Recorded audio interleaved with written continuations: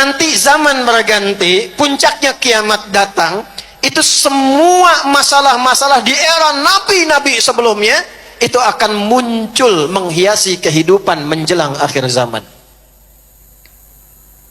Zaman Nabi Lut akan muncul lagi. Fenomena zaman Nabi Nuh muncul lagi. Masalah zaman Nabi Musa alaihissalam muncul lagi.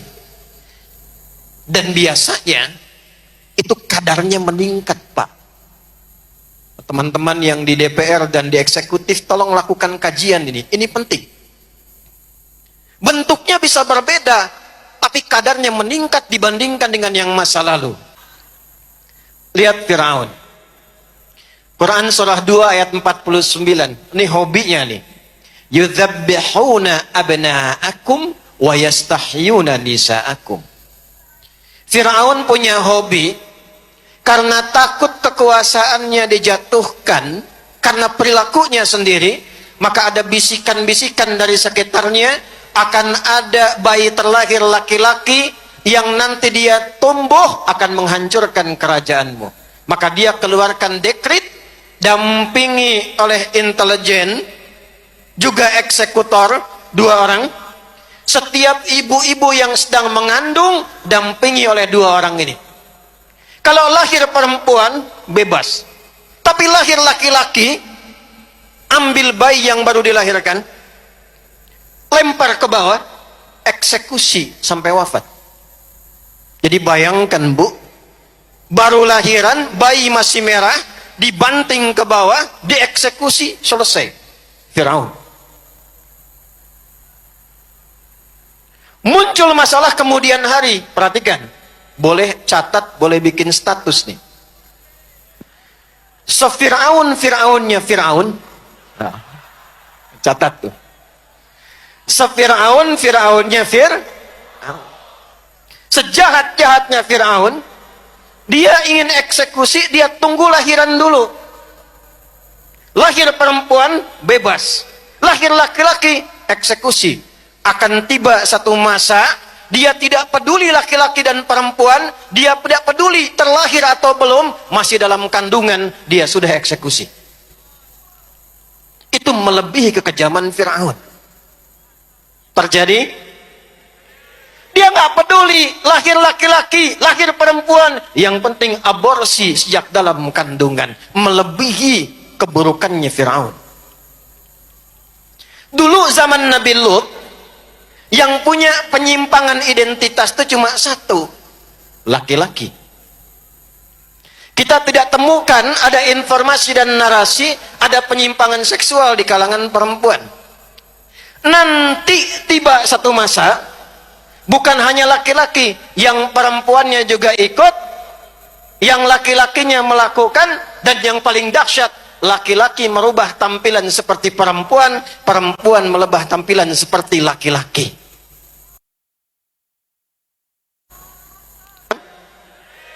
Terjadi sekarang. Dengan suara yang lantang itu, kalau Aceh ingin maju, Aceh ingin kuat, Aceh ingin baik, sejak sekarang pastikan jangan sampai bergeser dari identitas fitrah. Makanya Pak Kapolda dipisahkan, ini laki-laki, ini perempuan.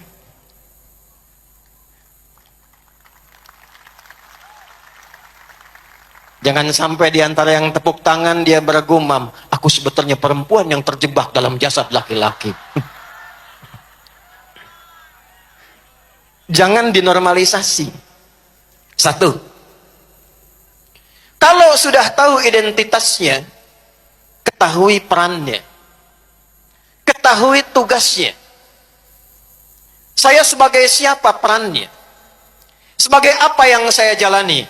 Tahu fitrahnya laki-laki, tahu fitrahnya perempuan. Setelah paham identitasnya, belajar. Contoh, ini laki-laki, ini perempuan. Kalau Anda keluarkan nama laki-laki dalam Al-Quran, itu namanya cuma 1. Ada berapa? Perempuan itu 2.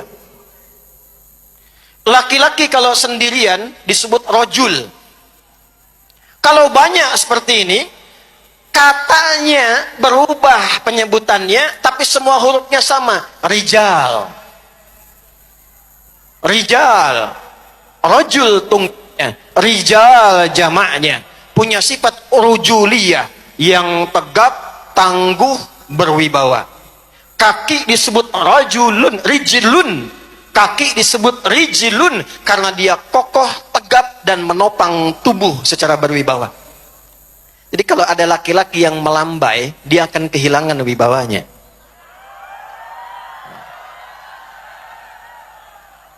Nah, perempuan itu disebutkan dengan 2 nama dalam Al-Quran. Ada berapa? Kalau sendirian, dia mar'ah. Apa namanya? Kalau banyakkan, dia berubah menjadi nisa. Hurufnya hilang semua. M-nya nggak ada, mim, ra-nya tidak ada, hamzah tidak ada, ta tidak ada. Ketika banyakkan, nisa. Pelajari kenapa ibu disebut mar'ah. Kenapa saudariku disebut mar'ah. Ternyata mar'ah punya 3 arti. Dan inilah yang melekat pada fitrah identitas perempuan. 1, dari kata muru'ah, yang senang tampil dengan keindahan. Makanya wajar kalau mau ke pengajian dandan.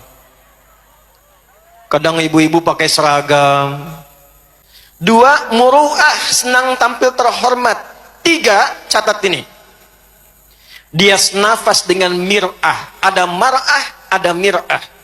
Dia punya sifat rasa yang sangat dalam seperti cermin. Saudariku tahu cermin? Tahu cermin? Kalau saya lempar sampai pecah, bisa tidak disusun kembali?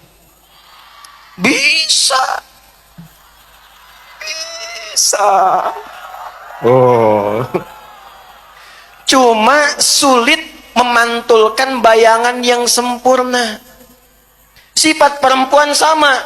Kalau terlukai, dia cepat memaafkan, tapi sulit melupakan apa yang dialami. Ayo tepuk tangan tuh. Nanti kalau ibu punya masalah dengan bapak misalnya di rumah, masalah hari ini bu, itu bisa mengungkit kejadian 20 tahun ke belakang. Itu normal namanya. Makanya saya sarankan pada para bapak, jangan mendebat istri yang sedang marah. Tunggu sampai dia tenang. Kalau sedang tenang, jangan didebat, nanti dia marah. Betul?